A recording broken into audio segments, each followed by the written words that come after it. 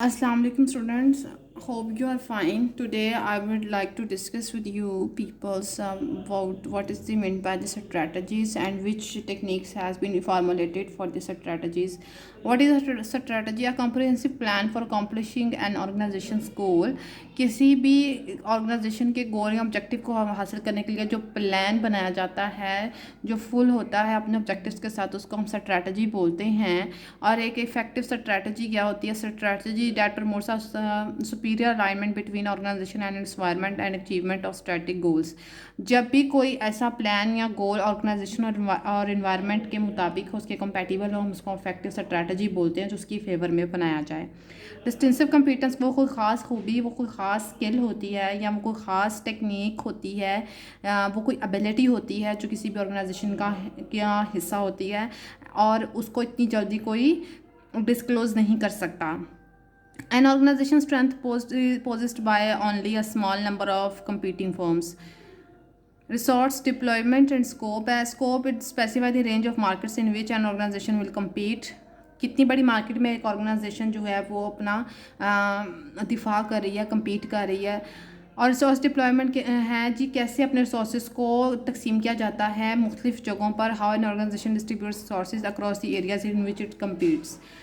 इसके लिए सब स्ट्रैटेजीज बनाई जाती हैं। तो सबसे पहले इसके लिए सॉट एनालिसिस किए जाते हैं और सॉट बोलते हैं S for it stand for strengths, W is for weaknesses, O is opportunities, T is threats. SWOT analysis are conducted to formulate strategies, specify future goals by assessing internal and external environment of the organization. Strengths and weaknesses जो हैं, जैसा कि आप इस diagram में देखें, तो strengths और वीकनेसेस जो हैं वो इंटरनल एनालिसिस का हिस्सा होते हैं, इंटरनल एनवायरनमेंट का हिस्सा होते हैं, जबकि एक्सटर्नल एनालिसिस एक्सटर्नल एनवायरनमेंट का हिस्सा होते हैं अपॉर्चुनिटीज़ एंड थ्रेट्स। और ये सारे आपस में इंटरकनेक्टेड होते हैं। अगर ऑर्गेनाइजेशन के मिशन की बात की जाए ना, ऑर्गेनाइजेशन फंडामेंटल पर्पस, ऑर्गेनाइजेशन का मकसद क्या है, एक मिशन स्टेटमेंट उसकी बनाई जाती है। उसके बाद सॉट एनालिसिस को किया जाता है, इसलिए ताकि वो स्ट्रैटेजीज़ को बना सकें, फार्मूलेट कर सकें। और स्ट्रैटेजी बनाने के लिए 4 तरह के एनालिसिस किए जाते हैं, जिसमें सबसे पहले स्ट्रेंथ्स हैं, यानी ऑर्गेनाइजेशन की ऐसी कौन सी खूबियाँ हैं, ऐसी कौन सी एबिलिटीज़ हैं जिसकी वजह से वो सक्सेसफुल है या वो हो सकती है। ठीक है, स्ट्रेंथ्स जो है वो उसकी एबिलिटीज़, उसकी कैपेबिलिटीज़ को बोलते हैं, जिसमें डिस्टेंसिव कंपीटेंस भी उसका हिस्सा होती है। जैसे एप्पल एक टेक्नोलॉजी लीडर कंपनी है, तो उसकी स्ट्रेंथ जो उसकी डिस्टेंसिव कंपीटेंस है वो उसकी टेक्नोलॉजी है, जिसे आज तक कोई कंपनी जो है वो चुरा नहीं सकी। कंपनीज उसको फॉलो ज़रूर करती हैं उसकी प्रोडक्ट को, लेकिन एप्पल का कंपटीटर जो है वो अभी तक मार्केट में नहीं आया, ये उसकी स्ट्रेंथ है। उसके बाद वीकनेसेस हैं। वीकनेसेस को जब हम डिफाइन करते हैं तो ऐसे कि ये वो वीक पॉइंट्स होते हैं, वो ड्रॉबैक्स होते हैं, वो शॉर्टकमिंग्स होते हैं जो सिर्फ ऑर्गेनाइजेशन के लीन एम्प्लॉयज़ को ही पता होते हैं। अगर ये वीकनेसेस आउट होते हैं तो ये किसी और दूसरे ऑर्गेनाइजेशन के लिए अपॉर्चुनिटीज़ बन जाती हैं। और अपॉर्चुनिटी क्या है? अगर आपको किसी फर्म की वीकनेस का पता है कि उसने ऐसी प्रोडक्ट अभी तक इंट्रोड्यूस नहीं करवाई, तो ये दूसरी फर्म के लिए अपॉर्चुनिटी है और वो मार्केट में वही प्रोडक्ट इंट्रोड्यूस करवा के एंटर हो जाएगी। उसके बाद जो थ्रेट्स हैं वो हमेशा से कंपेटिटर से रहते हैं, दूसरे लोगों से हमेशा थ्रेट्स रहते हैं कि वो हमसे अच्छी प्रोडक्ट या हमारे जैसे स्ट्रैटेजी बनाकर हमारे लेवल पर ना आ जाए और हमारी तरह की प्रॉफिट मेकिंग ऑर्गेनाइजेशन ना बन जाए। उसके बाद अगर गुड स्ट्रैटेजी बनानी तो support the mission and exploit opportunities and threats and neutralise threats and avoid the weaknesses. Decision making, what is mean by the decision making? Organisation के अंदर जब भी कोई डिसीजन लिया जाता है उसके लिए एक प्रोसीजर को फॉलो किया जाता है, और हम इस प्रोसीजर के अंदर 6 स्टेप्स को रीड आउट करेंगे, जिसमें है recognising and defining the decision situation.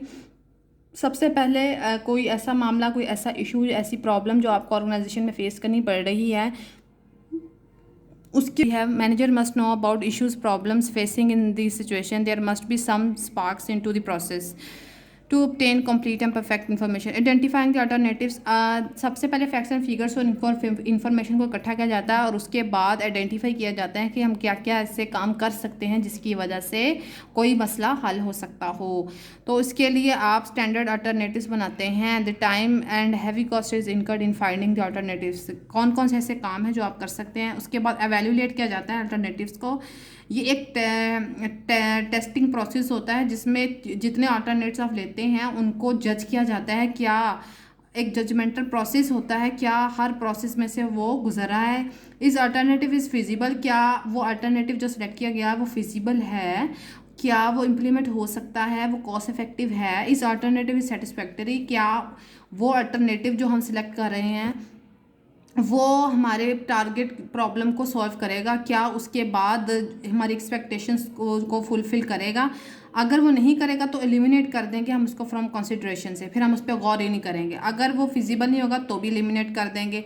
Consequences affordable, अगर उसको इम्प्लीमेंट करने पर भी बड़ी हैवी कॉस्ट इनकर्ड होती है, और जो उसके बाद नज़रियात सामने आएंगे, उसके बाद जो फैक्ट सामने आएंगे, क्या हम उसको बियर कर सकेंगे, अफोर्डेबल हैं। अगर येस तो फिर हम आगे चलेंगे, अगर नो है तो एलिमिनेट फ्रॉम डिस्कशन कर देंगे। अगर उसको हमने ओके किया है तो फिर हम उसको फ्यूचर कंसिडरेशन के लिए रख देंगे। उसके बाद सेलेक्टिंग एन अल्टरनेटिव है। After following above mentioned process, 2 और more alternatives are left. Choosing one best of these is the real crux of decision making. देखिए 4-5 मसलों के अगर हल आपने सामने रखे हैं, उनमें से किसी एक को सिलेक्ट करना बड़ा मुश्किल होता है, और सिलेक्ट भी वो करें अपनी एक्सपेक्टेशंस के मुताबिक जो बेस्ट हो और ऑर्गेनाइजेशन के लिए बड़ा प्रॉफिटेबल साबित हो। तो इसमें मैथमेटिकल एनालिसिस किया जाते हैं, सब्जेक्टिव एस्टिमेट्स लगाए जाते हैं। इम्प्लीमेंटिंग द चूज्ड अल्टरनेटिव, जब एक अल्टरनेट को चूज़ कर लिया तो manager face assistance by other peoples by implementing the alternatives like insecurity, inconvenience and fear of unknown. Manager make decision to shift headquarter to another city. तो इसके लिए बहुत सारे एम्प्लॉयज़ जो हैं, अगर मैनेजर दूसरे शहर में जाके ऑफिस बनाना चाहता है, ब्रांच, तो इसमें बहुत सारे एम्प्लॉयज़ अगर नहीं मानते तो फिर ये एक अल्टरनेट के बीच में प्रॉब्लम्स हैं, इसको इम्प्लीमेंट करना बहुत मुश्किल है। Following up and evaluating results, choose an alternative service original purpose. आप जब फॉलो करते हैं तो फिर जो चूज़ किया होता है उसका ओरिजिनल पर्पस जो है वो फाइंड किया जाता है। If not working then managers can choose second और थर्ड अल्टरनेटिव। ये चीज़ बड़ी गौर करने वाली है। अगर पहला अल्टरनेटिव इतना सक्सेसफुल ना हो, पहला फैसला जो आपने किया इतना सक्सेसफुल ना हो, तो दूसरे को रिजर्व में रखा जाता है, तो फिर फौरन दूसरा जो है इम्प्लीमेंट कर लिया जाता है, क्योंकि ऐसी चीज़ों के ऊपर बड़ा टाइम और पैसा लगता है और उसके बाद में कॉन्सिक्वेंसेस भी सामने आते हैं। तो अगर पहली नहीं सक्सेसफुल हुआ तो दूसरा या तीसरा हम इम्प्लीमेंट कर देते हैं।